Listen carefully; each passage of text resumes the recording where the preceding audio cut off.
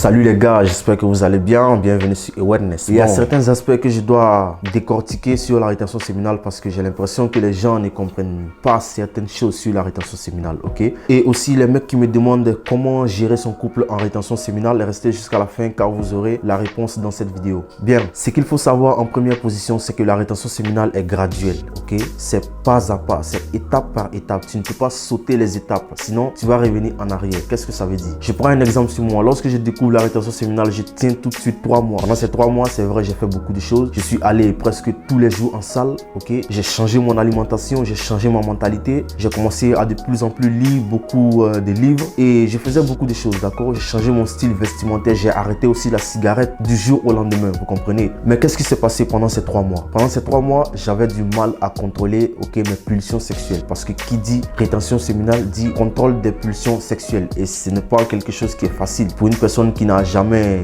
fait cet exercice-là, c'est vraiment très difficile. Et je souffrais énormément, d'accord? Je souffrais énormément parce que je voyais les filles de plus en plus belles, même les filles les plus basiques, ok?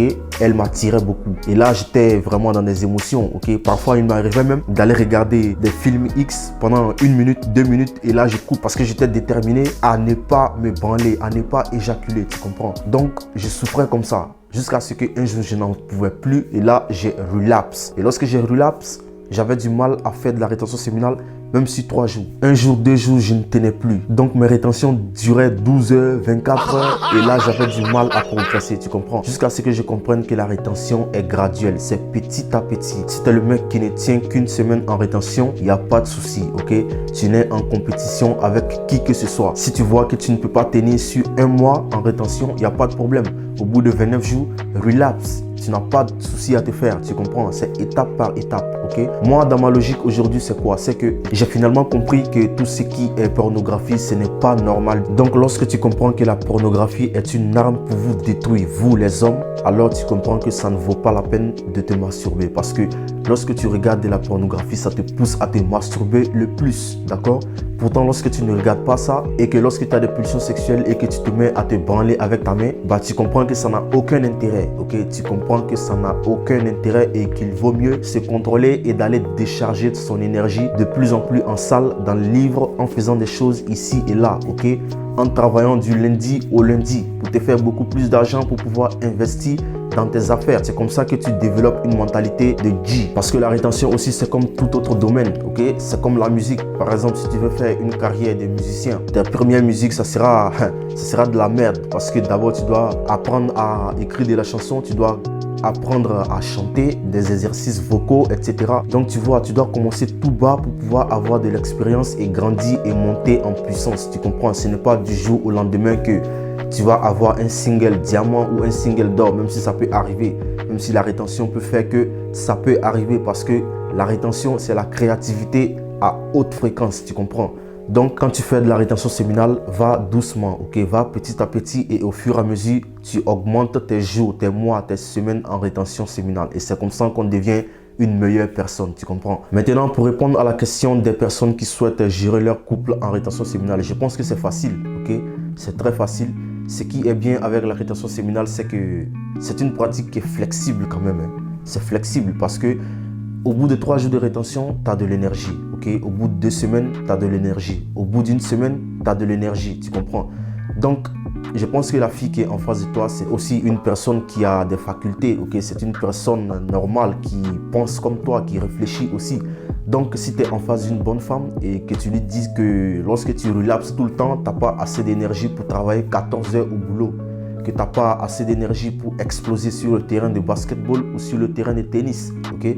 Tu lui fais comprendre. Au début, elle te dira, ton histoire n'est pas assez claire, mais on y va, c'est toi qui décides, il n'y a pas de problème. Puisque je t'aime, on est ensemble, il n'y a pas de problème. Une fois tous les 2 semaines, il n'y a pas de problème. Moi, j'ai aucun problème avec ça.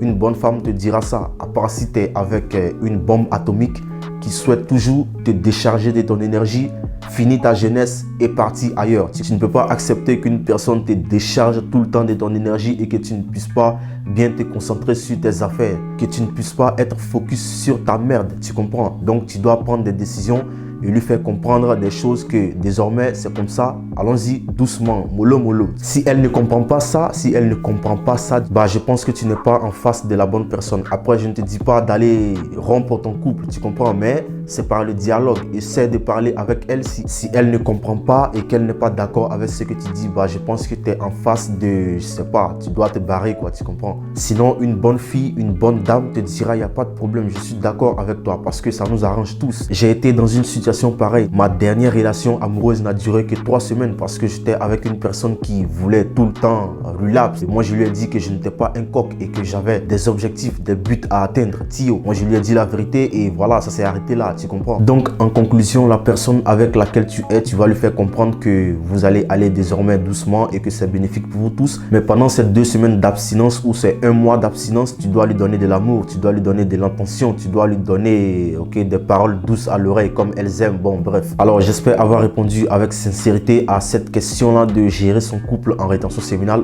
Soit c'est 1 fois par mois, soit c'est 1 fois par an, ça dépend de toi. Chacun a sa manière de voir. Encore une fois, la rétention séminale est flexible. Au bout d'1 semaine de rétention, tu as de l'énergie. 2 semaines, même si je conseille toujours d'aller à 3 semaines parce qu'à 3 semaines, là, tu ressens quelque chose. Il y a du feu qui brûle en toi, d'accord? Mais attention, c'est pas parce que j'ai dit 1 fois tous les 3 semaines que tu vas regarder ton calendrier et lorsqu'il est 3 semaines, tu commences à courir dans tous les sens. Non, tranquille, tranquille. Bien, ce que tu dois aussi savoir sur la rétention séminale, c'est que faire de la rétention séminale ne t'empêche pas de prendre souvent des mauvaises décisions. Ça ne t'empêche pas souvent d'être stressé face à certaines situations. Ça ne t'empêche pas, de te comporter de façon inadéquate face à certaines personnes ou face à certaines situations. Mais la clé, c'est d'être à l'aise dans ces situations-là, comme tu sais déjà le faire, d'accord? Il faut que tu arrêtes de te mettre la pression, La rétention, c'est pour toi. La rétention, c'est pour l'univers, Tu es tranquille avec ça. C'est en toi, c'est toi qui fais la rétention séminale. Tu ne le fais pas pour plaire à qui que ce soit, d'accord?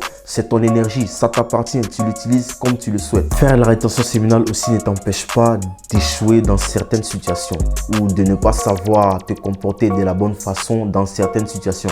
Mais on est tous d'accord des super pouvoirs de la rétention séminale qui est réel, que tout homme devrait prendre au sérieux. Si vous avez remarqué, souvent je dis prenez la rétention séminale au sérieux. Ça veut dire quoi? Ça veut dire que tu ne dois pas te contenter de seulement faire 1 semaine de rétention séminale et relapse, Tu dois chercher aussi à monter en puissance, Donc tu dois chercher aussi à monter les grades, Tenir 1 an, 2 ans. On dit qu'il y a un mec, un basketteur qui a tenu 16 ans de rétention séminale. Lui, c'est absolument un génie, 16 ans en rétention séminale, c'est un truc de malade. Donc, une autre chose que tu dois savoir en rétention séminale, sinon, si tu ne comprends pas ça, laisse tomber parce que c'est pas pour toi la rétention séminale. Tu ne peux pas faire la rétention et rester à la maison sur ton téléphone. Non, tu ne peux pas.